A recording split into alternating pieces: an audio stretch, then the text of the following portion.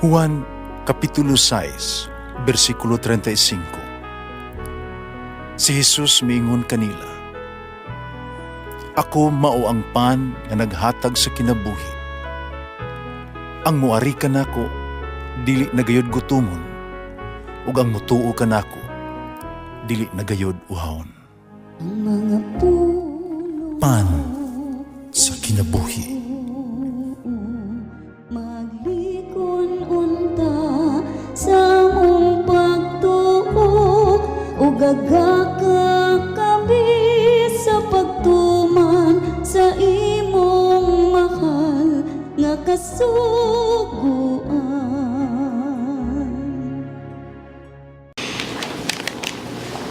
Ginumanaa kaninyo.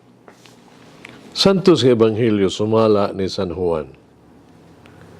Humaniyag sulti, naluya siya, unawad-ag kadasig, unya miingon, sa tinud-anay, usan ninyo dinhi, magabudhi kanako. Nagtinalaway ang mga tinunan, napangutana na kinsay iyahang gipasabot. Usa siya mga tinunan kagimahal ni Jesus bisapiid niya ug isiniyasan ni Simon Pedro sa papangutana kung unsay gipasabot ni Jesus.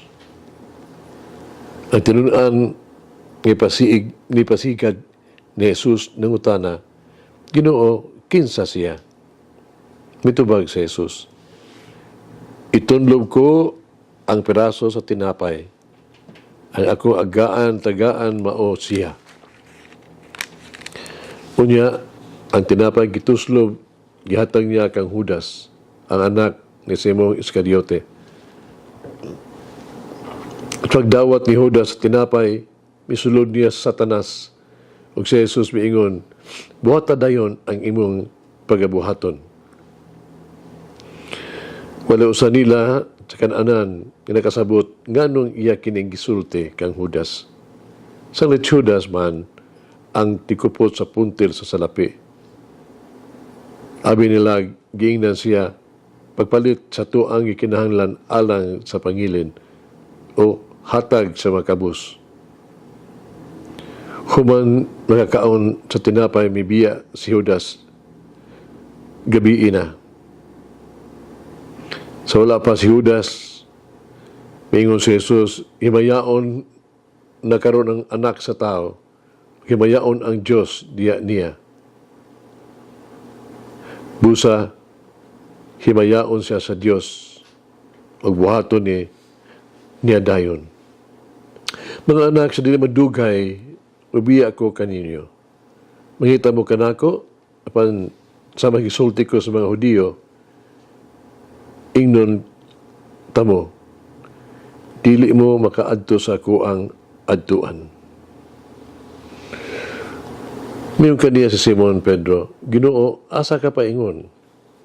Mitubag si Jesus, "Dili mo makaadto sa kuang adtuan, para maabot ra ang inyuhang panahon." Ningon si Pedro, "Kung dili man ko makauban nimo karon, andom na ko sa pagtugyan sa kong kaugalingong kinabuhi alang nimo." Si Jesus mitubag, "Ihatag man nimo ang imong kinabuhi alang kanako? Sa pagkatinuod, sultihan ko ikaw, dili pa gani mo tutugaok ang sunoy. Ilimod ko nimo sa makatulo." Ang Ebanghelyo sa Ginoo. Pasalamati ang Ginoo kay siya maayo, ang iyang gugma mulungtad hangtod sa kahangturan. Pasalamati ang Diyos sa tanang mga Diyos, ang iyang gugma malungtaron. Pasalamati ang Ginoo sa mga Ginoo, ang iyang gugma malungtaron.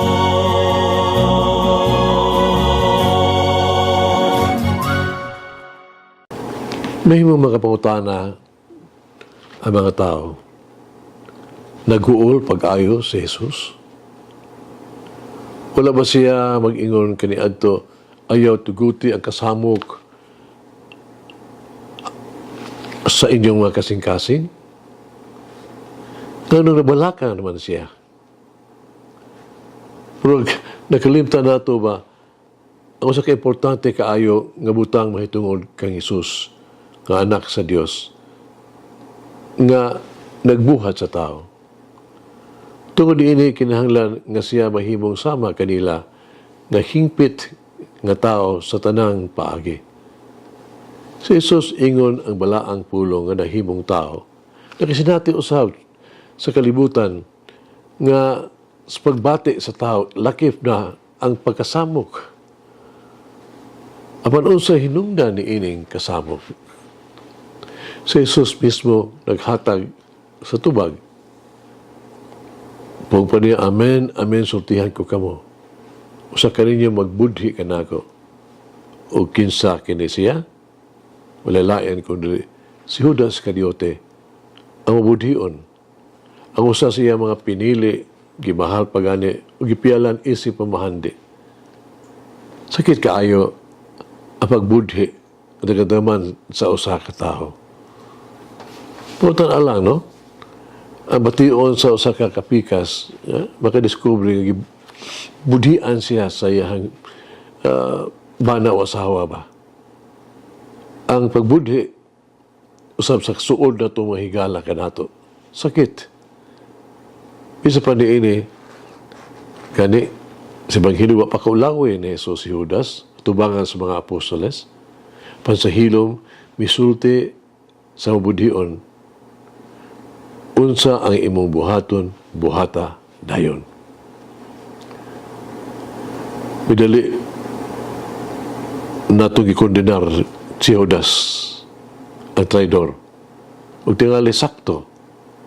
Apan kumusta man kita? Pila ka higayon nagibudhian nato si Jesus pinagi sa itong mga sala. Pila ka higayon nga kita nagbudhi sa itong isig katao o kita naghatag o grabe nga kagulanan ngadto kanila. Ngadto ang mahimo karon maol. Ang pagbuhat sa gibuhat ni Jesus ni Judas. Unsa ang imong buhaton, buhata dayon. Pero kini sa laing paagi. Lakaw dayon ug pangayo ug kaluoy ug kapasayloan sa Dios ug pagkumpisal. So, kailangan mag-usab kita sa tuang kinabuhi ug tuloy-iron ang mga sayop nga ato ang nabuhat ngadto sa Dios ug sa mga tao nga ato ang gipasakitan. Kung ato kining buhaton, ang Dios mahimaya. Kaya ang Dios mao ang Dios sa gugma ug kaluoy. Kan sa kaluoy mulungtad hangtod sa kahangturan. Magampo kita, minahal ka Diyos. Sa panahon sa Kwaresma, tabangi ako, kami, kay punting ang mga mata kang Jesus. Tabangi kami sa pagkahin ug dugang mga oras sa pagkigsulti ug pagpaminaw kaniya. Tabangi kami, kay paampit kung unsa ang anaa sa uban o magbasol sa mga kayunan na nakasala kami. Amen.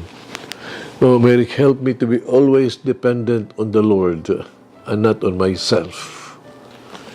Malangin ang Diyos magagahom sa tanan, Amahan, Anak, Espiritu Santo. Amen.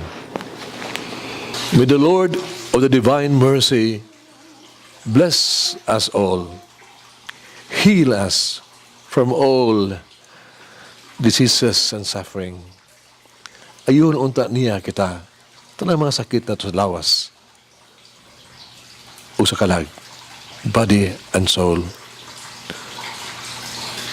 In the name of the Father, the Son, and of the Holy Spirit. Jesus, I trust in you. Amen. Whoever eats the bread of life will never hunger, says the Lord. Kay galaan inyong nabati ang pagpaambit ug hamubong pamalandong sa pulong sa Dios pinaagi sa tulumanon. Pan sa kinabuhi nga gidumala ni Monsignor Daddy Silva. Hangtod na usab sa sunod higayon, daghang salamat. the bread of life.